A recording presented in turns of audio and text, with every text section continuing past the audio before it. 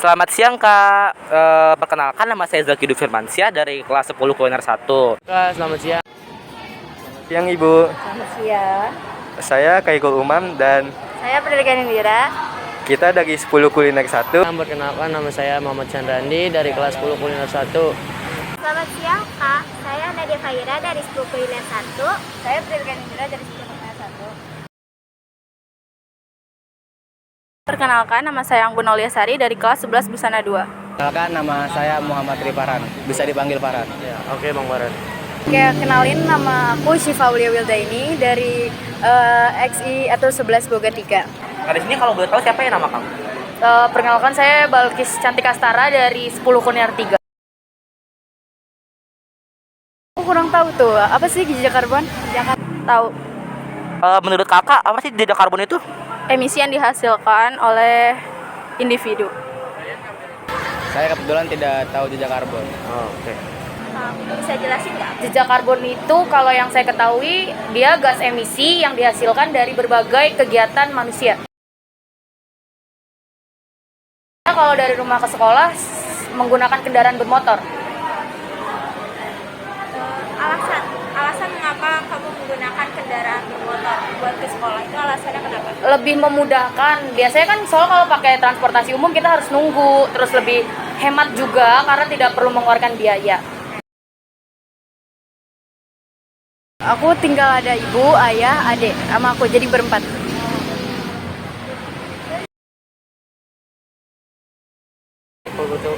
Kira-kira 5 kiloan kalau dari rumah. Kira-kira 5 kilo lah, 4 kilo, 5 kiloan. Ini Kak, di rumah ini kakak punya barang-barang elektronik yang sekiranya wattnya tinggi nggak, seperti AC ataupun microwave dan lain-lain? Biasa sih basic ya, cuma kulkas, kompor, habis itu udah sih paling lampu gitu-gitu. Aku nggak pakai AC kok di rumah. Berapa watt listrik di rumah kamu? Sekitar 1.300 watt. Berarti standar ya. Kan jejak karbon itu ngapain aja sih? Kenapa? Nggak dengeran. Aktivitas sehari-hari kakak itu ngapain aja sih? Kalau misalkan ngomongin aktivitas sehari-hari itu dari Senin sampai Jumat, saya dari jam setengah 7 itu bangun untuk sekolah dan sampai jam 3. Dan habis itu jam 3 pulang, habis pulang sekolah saya istirahat sampai maghrib saya sholat, habis sholat saya langsung tidur.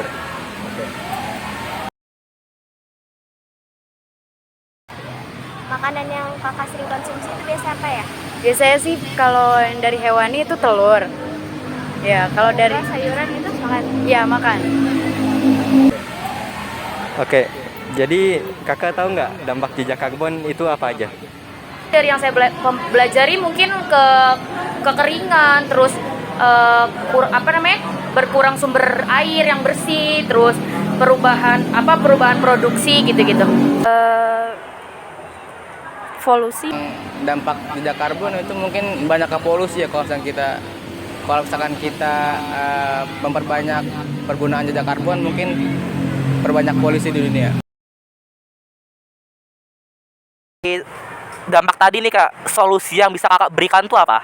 Dari kegiatan kakak itu, misalnya pengurangan atau yang lain-lain? Dari pendengaran kalian, tadi kan jejak karbon kan dihasilkan dari manusia, setiap manusia jika beraktivitas.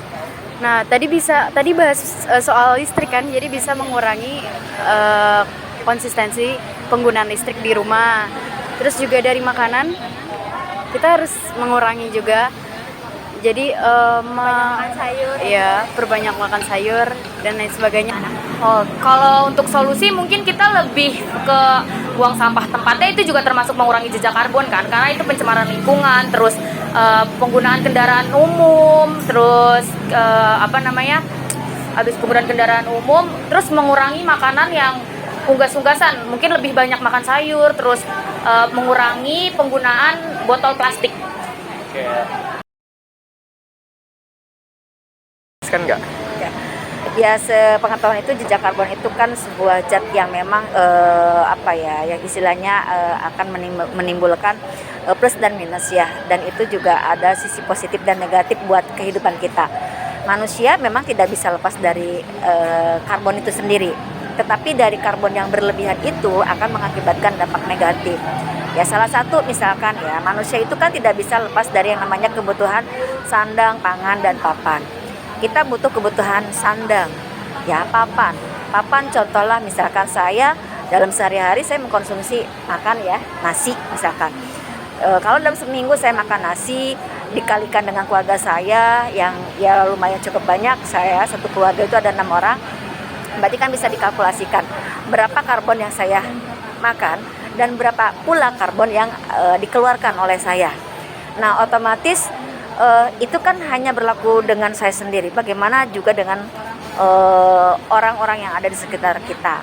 Nah intinya bahwa dalam hal ini pada dasarnya apapun yang dilakukan oleh manusia intinya pasti akan meninggalkan jejak. Salah satunya adalah jejak karbon. Nah terkait dengan itu tinggal bagaimana kita manusia menyadari bagaimana supaya kita ini bisa menyelamatkan bumi ya. Otomatis kan harus mencari solusi ya. Nah solusi itu tidak bisa kita sendirian ya, atau secara individu atau hanya di lingkungan kita saja, tetapi juga harus mengajak dan disosialisasikan oleh pihak pemerintah. Jadi sejalan gitu kan. Saat ada permasalahan di lapangan, maka katakanlah pemerintah juga harus mempunyai solusi. Contoh real misalkan ya, saya dari rumah menggunakan kendaraan umum. Kendaraan umum itu kan pasti mengeluarkan emisi ya. Kita tahu emisi itu seberapa besar karbon yang akan dikeluarkan ya, bagaimana dampaknya juga. Tapi di satu sisi saya juga agak bingung saat saya bertempat tinggal jauh, harus datang ke tempat pekerjaan jauh, saya tidak mungkin menggunakan tanpa kendaraan.